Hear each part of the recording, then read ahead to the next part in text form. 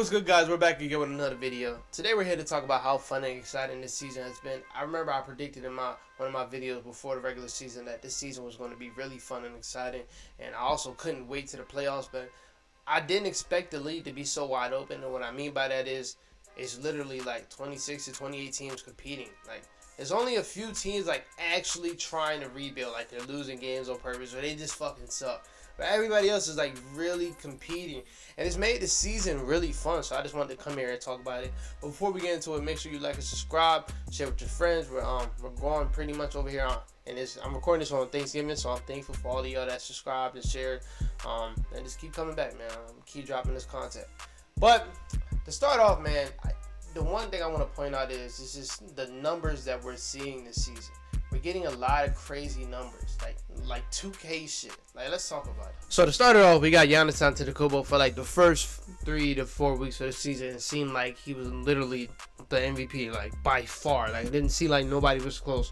But he was averaging 30 points, 11 rebounds, to 6 assists, and the team was top 2 in the East. They still are. Luka's averaging 34, 9, and 8. Like, crazy MVP numbers. I remember I was playing 2K before the beginning of the year, and I was like, yo, 2K is bad because like everybody was averaging crazy numbers, and then like I was on a rebuild, so I think I was on like a Rockets rebuild. You know how like at the end of the season they show you all the awards. Luka was averaging 36, 10, and 9. The nigga is damn near close to that in real life. Like, they actually predicted that. So I'm sorry to 2K, you weren't wrong, but Luka is out here putting really real life 2K numbers. Jason Tatum has took a leap. He's averaging 37 and 5. Really good playmaking this year. And Steph Curry, the reason why I wanted to talk about the numbers. He's averaging 31 points, 6 assists, 7 rebounds. Actually, flip that. 6 rebounds, 7 assists. Shooting 52% from the field, 44% from the 3 on 11 attempts, and shooting 90% from the free throw line. Also, in the paint, around the rim, he's shooting 80%. 80%. Like, let's compare that to somebody else. I seen this stat yesterday. DeAndre Ayton around the rim shooting 77%. We know DeAndre Ayton got a nice touch around the rim and all that stuff. Steph Curry shooting 80% on more attempts. That shows like DeAndre Ayton, get your ass in the paint. He just don't be in the paint at all.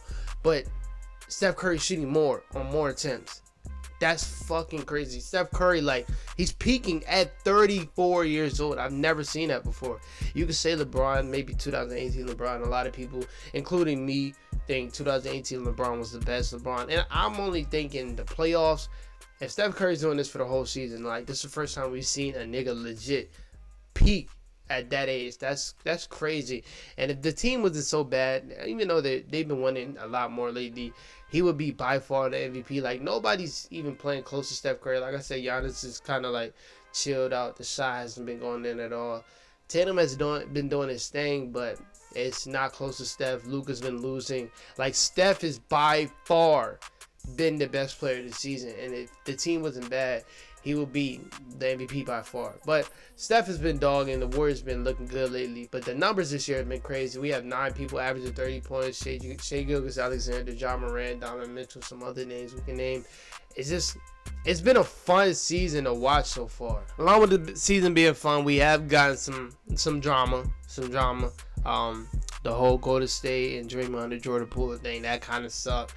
Especially from a Draymond fan, that was like kind of hard to watch. Like, damn, they gonna throw you under the bus for this one, even though like you did punch him, but like you're gonna get a lot of hate for this one. Kyrie, again, from a Kyrie fan, that was hard to watch because like, bro, they were basically trying to cancel Kyrie. You could tell the NBA just doesn't like Kyrie.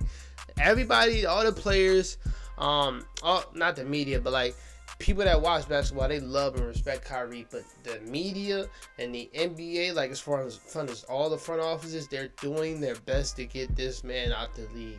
Like, they asked him a question yesterday, and this is him learning on the way. They asked him a question about Thanksgiving, and he was like, me personally, I don't celebrate Thanksgiving. Then he quickly said, but if you do, I hope you have a very good Thanksgiving. I hope you enjoy the food. For me, like, he has to be careful how he answers certain questions nowadays because they're going to take the littlest thing to try to attack him. Because I don't want to talk about the stuff that he posted, but like, he never said he agreed with none of it. He just said it was a good film to watch. And they tried to kick him out of the league for it. Like, that was lame. But happy he's back on the court. We got Ben Simmons and Russell Westbrook and Klay Thompson. They came out trash. Like Russell Westbrook, it was to a point where I said he might not even be in the league next year if he can't accept the role of being a sixth man. Klay Thompson was just out here shooting dumb shots. He was trying to get it. He was in his head. The media was in his head. Everybody said that he peaked and he was done. They were in his head. Ben Simmons, his injury was still messing with him, and himself, he was in his own head. Sorry, he was in his own head with all the stuff that he went through in Philly, and it just looked like he didn't trust himself no more. So we had a lot of negatives. But then, again, those guys bounced back. Now we're seeing Russell Westbrook on the bench. He's second in sixth man of the year this year. We have to give it to Bennedict Mathurin, who we'll talk about later. But he's second in sixth man of the year this year. And he's kind of giving life to the Lakers. They won 3 of their last 4 games. And Russell Westbrook and also Anthony Davis becoming a top 10 player again have brought life to this Lakers team. Klay Thompson, as of late, has been playing some really good basketball as of late, and that's why the Warriors have been winning more than they've been losing. He just had 40, I believe, on Monday, and yesterday he had 15 in one quarter. The shot's starting to go down, and he's starting to play in the flow of the offense, and that's what's going to make the Warriors better. They still have a bench problem, but Klay Thompson was probably a bigger problem at a point, and now he's playing good. Now they got to work on that bench, but it's cool to see Klay Thompson back to the old Klay Thompson. Obviously, he won't be as good of a defender as he was, even though he played really good defense in the finals. But if he does go back to that, like I said, it's going to take time. Ben Simmons, he's playing really, really good as of late, and he's a big reason why they've been winning. The first, I would say, couple weeks of the season, he probably looked at the rim like 5 times in like 12 games. Like, he just didn't have no confidence in himself at all. And out of nowhere, in the game that they were getting blown out in, he started to get aggressive. Then the game after that, he won them that game. The game after that, he won them that game. Like, he's been aggressive as of late. I think he's on a 5-game streak of scoring double digits. I believe he had a triple-double the other day. Like, he's been really, really good. The defense is back. Like, Ben is, out of those 3 guys, he's actually back to being who Ben Simmons was. Now, they have to focus on getting that team back and getting, because I don't think him and Kyrie or him and KD know how to play with each other as of yet. Him and Steph Curry off the bench have been really fucking amazing. They've been really good. But they got to learn how to play with each other as a unit, and that's what's going to take them to the next level, because I believe they're right outside the play-in or in the play-in, and that's not where that team wants to be at. But I do think they are a top 6 seed when they get fully healthy and get to know how to play with each other. But like I said, this is why we shouldn't put narratives like, oh, he's cooked or he's finished in the first 2 weeks of fucking basketball.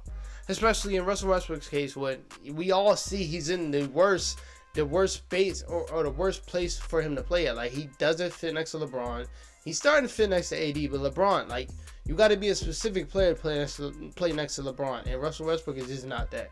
So we've seen that Klay Thompson, ACL injury, Achilles injury, the 2 worst injuries I have in basketball he had in back-to-back years, and we're expecting him to go back to being 22 points Klay Thompson.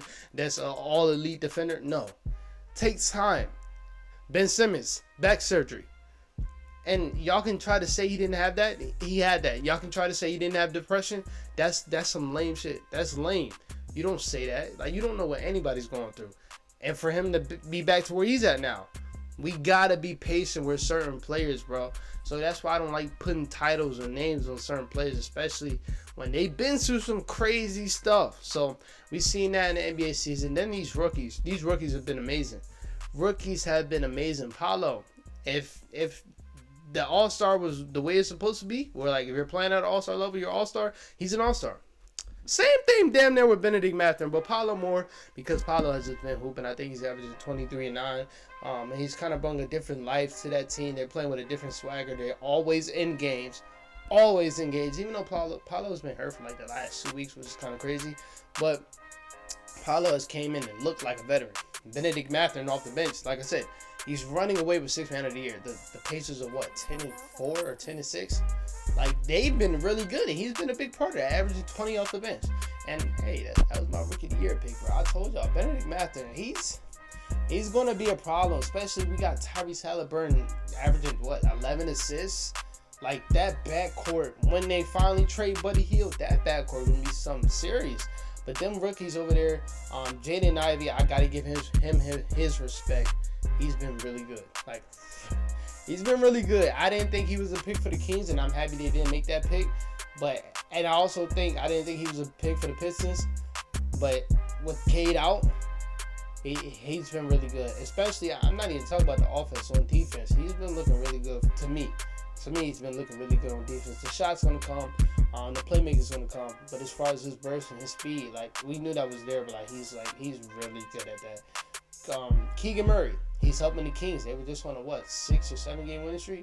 He's been a big part of that. I wish they get him more involved into the offense. Like, I want to see him take 11 shots a game. Even though that might sound a lot for a rookie, but I feel like that can open them up because the offense is already elite. Like, they're a top 5 offense, I believe, but they don't get up a lot of threes. And I feel like you get him to shoot at least 5 or 6 a game, y'all can be like, damn, they're unstoppable because the defense is trash. But if you can outscore the opponent, you win the game. That's how it's always been, and they do that a lot. But the Kings, they've been amazing. But yeah, the Kings have been really amazing. Like I said, they've been on a 16 win streak. When we talk about most improved players, we have a lot of them in the league. We got Tyrese Halliburton averaging 22 and 11, leading his team to a 10-6 record. We have to put Shea in there. He averaged 24 points last year. He's at 31. Even though it's that's not what the award's for, we gotta understand they're making a movement. It's a different movement now. It's not about niggas that actually improve. It's about the numbers now. So Shea, he has to be there. De'Aaron Fox, he's playing at an MVP level right now. He's there. He's playing at an MVP level, and that's why I said I wanted to talk about the Kings, because De'Aaron Fox has been amazing. I posted, I believe, a week or two ago that he's starting to become an elite mid-range shooter. Somebody commented yo, he was already always good in the mid-range. I'm like, no, I didn't say that. I said he's coming elite in the mid-range. And the reason why I said that, because the mid-range just opens so much up. It opens so much. And you've seen it for his game. They're trying to go under screens. You're going under screens. Now he's shooting a 3 at a 37% clip. That's good. But if you go over a screen, okay, now he's pulling up in the mid-range on you. He has amazing footwork in the mid-range, something that he never really shown. And his shot in the mid-range has been butter. It's been butter. He's not top of the league as far as percentage-wise, but that's because he takes a lot of shots in the mid-range. But De'Aaron has been averaging 25 points, 6 assists, I believe 6 rebounds, shooting 54% from the field. And these are numbers I seen a couple days ago, I think before the Grizzlies game. Shooting 54% from the field and 37% from the 3. He's been elite. He's been an MVP candidate this year. And that's something, I told you I'm a De'Aaron guy. I didn't see this. I did not. And hopefully they make the playoffs, because if they don't, I want him on the Heat. Bad. I need De'Aaron Fox on a winning team soon. But this Kings team has been really fun. Shout out to Mike Brown. He has them playing a really fun offense, and that's crazy because he is a defensive coach, and their defense sucks. But they don't really have the personnel on defense, so they got to go out there and get a name for that. But other than that, they've been really fun to watch. But this season's been amazing, man. What else can I talk about? The Jazz out of nowhere. Everybody thought they wanted Victor. They're 12-7. They've been losing as of late, so they still might get Victor, but they've been really fun to watch. They play the right way. They play basketball the right way. They're really fun to watch. We got, out of nowhere, these 3 to 4 amazing backcourts going crazy. Ja Morant, Desmond Bane. Ja Morant's averaging 30 points. Desmond Bane's averaging 24. They've been really fun to watch. DeJounte Murray, Trae Young. Trae Young's been in the slump. He's still been fucking amazing. DeJounte Murray, he's been hooping. He's been winning them games when Trae Young's in this slump. Donovan Mitchell, Darius Garland. To me, I'm taking the bias out. That's the best backcourt. That's the best backcourt, because when we're looking at them as players, Donovan Mitchell, you can argue that he's better than Ja Morant and Trae Young. And Darius Garland is way better than Desmond Bane and way better than DeJounte Murray. So we're not even talking about that. It's more so about Donovan Mitchell. And I believe he's better than both of those guys. So that's the best backcourt in the league, man. And they've been hooping as of late. They've been averaging, 50 points together? Donovan Mitchell's averaging 30, so I could take that back. And Darius is averaging 23. So, they just been hooping. Yesterday, Darius had 24 and 12. Donovan Mitchell had 30. We've been really good as of late. The Cavs been really good as of late. What else is there to talk about? This league has just been so fun. It's a lot to talk about. We got some amazing stat lines. Joel Embiid had 59, 17 rebounds, 8 assists, like 8 blocks. Like what is that? What is that? Darius Garland, 51 points, 26 in the corner. Like, we've been having some amazing stat lines. It's been an amazing season so far, bro. And I don't want to keep talking your head off, but I'm excited for the rest of the season. One thing I want to say, and I don't really want to say it because I don't want to jinx it, but we haven't really been getting no big, you know what? It starts with an I. I'm not going to say it. We haven't got that. And if we can go through a season without that, this is going to be a fun season, because I just don't want to see no big, you know what? I don't want to see no big. I don't want to see them at all.